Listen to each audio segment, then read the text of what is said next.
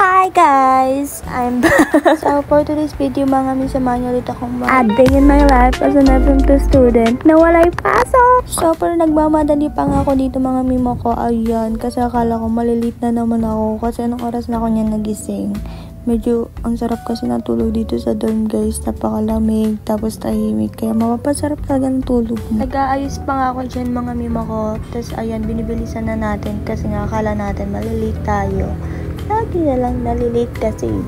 Alam nyo ba kahit malapit lang naman yung school natin dito sa dorm is may times talaga na last minute na ako makakarating sa room. Buti na lang talaga mga mima ko madalas is late din yung teacher. Kaya ayun. Pati mga kaibigan ko is pinagsasabihan na nila ako guys. Ito nga po mga mima ko is nagpatid na ako dyan kay Mark kasi wala naman silang pasok. Yan mga mima ko is sumakay na ulit ako ng tricycle pabalik kasi sinabi ng kaibigan ko is wala na nga kami pasok. And ayun sabi pa ng isa kong kaibigan, sayang naman daw yung outfit niya. Sabi ko, ako din te. Sayang outfit ko. Nang pagka-uwi ko nga dito sa dorm guys is nag-asikaso na kami ng pagkain namin kasi nagugutom. Yan nga po pala yung food namin mga mima ko. Binili lang namin yan dyan sa baba. Tapos kumain na kami. Tapos ako na rin naghugas guys kasi siya na yung naghugas kanina. Tapos after nun umawala lang ako dyan. Talaga ako maawala dito guys kasi ang aesthetic ng salamin. And mga mima ko pagkabihis ko nga po pala is dumiretso na ako dito sa aking room para mag-aaral. Nag-aaral talaga. Kasi nga di ba mga mi is walang pasok. So nagpili lang yung mga prof namin ng mga gagawin namin. Aral-aralan yarn. Ayan mga mima ko, flex ko lang din pala yung ballpen ko. Ang ganda nyo. Ayan siya. Ang ganda ng ballpen ko. Ang ganda. Kung gusto niya mag-order na rin. Mga mima ko dito is tapos na ako magsulat and gumawa ng mga activities. And ayan, flex ko lang yung mapangit kong sulat guys. Grabe.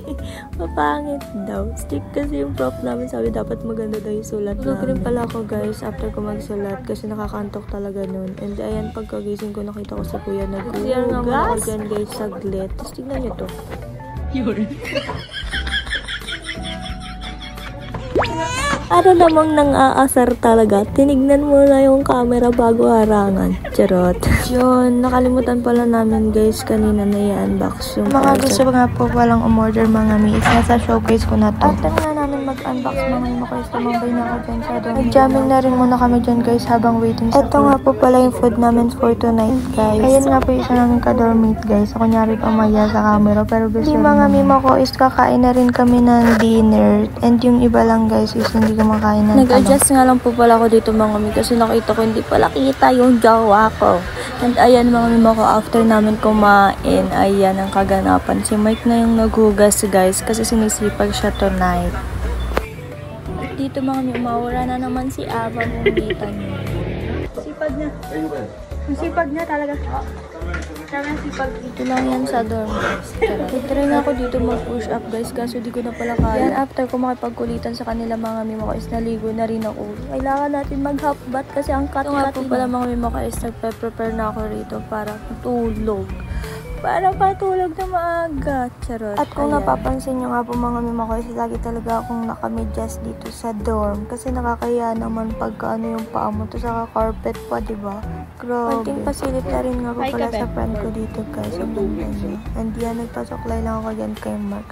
Nagpapabebe na. Wala, trip ko lang talaga magpasuklay. After ko nga po magpasuklay dyan kay Mark, mga mis, nagkayayaan na kayong lumabas ulit. Kumuha na nga rin ako dyan mga mima ko ng jacket. Kasi malamig talaga sa labas. Nagbibiruan pa kami dyan mga mima ko kasi gusto niya nga magpa-take out daw ng snack. Kahit tira-tira na lang daw sa kanya. Kaya sabi namin, hindi ka sa maura nga na naman ako dito mga mima ko pero at least times kasama ko si Mark and nagpa-video nga ako dyan sa kanya mga mima ko para umaura ako. Ayan, mag-model-model kunyari. Tignan nyo naman kung anong ginawa niya mga mima ko. Nakatapat lang sa kanya yung video. Ayan, habit niya talaga guys yung mga asar sa akin. And then yan, pinabigyan niya na ako, binidyoan niya na ako dyan. Pero sinara ko muna yung pinto. Umaura na naman ang ate nyo guys. Feeling model yun. Na nga po kami dito guys and nakita ni Mark yung tsinelas niya lalaglag sa baba. Madalas kasi talaga guys is nalalaglag yung tsinelas niya dito kasi dyan niya lang nilalagay sa may hagdan. And ayan, bumalik ko siya sa taas kasi paalis kami, naiwan niya yung susay. Naglakad na nga kami dyan mga mima ko papunta dun sa motor kasi dito siya nakapark sa may likod ng bahay nila Auntie Ray. Ayan. Punta na nga po pala kami dun mga mima ko and ayan sa 7-Eleven nga po pala kami pupunta. Dyan kami bibili ng snacks namin kasi dapat sa Dali para mas mura kaso lang sarado na daw. Kaya dito na lang kami napunta. Tapos ayan, pumili lang kami ng mga snacks namin. Unting papit ako din sa salamin. Yan nga po yung napili niya mga mima ko para sa kanya. And then sabi niya sa akin, puro pagkain lang, walang panulak. Kaya yun, dumiretso na kami dito para kumuha ng drinks namin.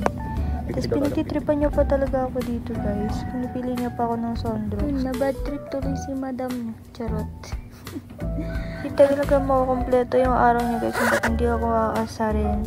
Pero ayan, hinayaan ko na lang siya. Na nga rin po pala ako dyan mga mima ko sa may counter para magbayad na kasi gusto ko lang umuwi at makakain ng itong snacks na to. And naka 135 lang kami guys. Pagkabayad nga po namin mga mi is lumabas na kami. Kaso dito is nagtitipad na pa rin talaga.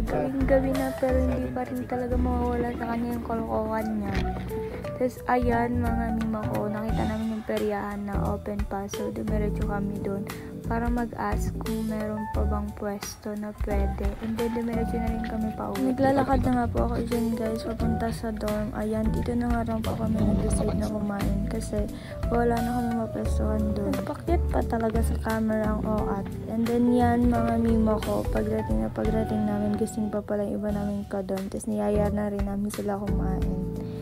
And after nyan mga mima ko dito is nagkikwentuhan na lang kami dyan habang kumakain. Alam nyo ba guys, umabot yan ng alas 12 or 12:30 yung pagkikwentuhan namin kasi nga ina-enjoy namin kasi wala naman pasok kinabukasan. Kasi holiday, para na lang talaga kumupunta dito sa dorm pero hindi tayo pumapasok. Lagi na lang kasing walang pasok. Ako nga po ng drink namin mga mima ko is na-realize ko wala palang straw yung isa kong nakuha na drink. So, ayun, kumuha na lang siya ng baso. Ito na nga po pala yung mga kaganapan ngayong araw, mga mima ko. Bye-bye! Also, don't forget to like, follow, and share!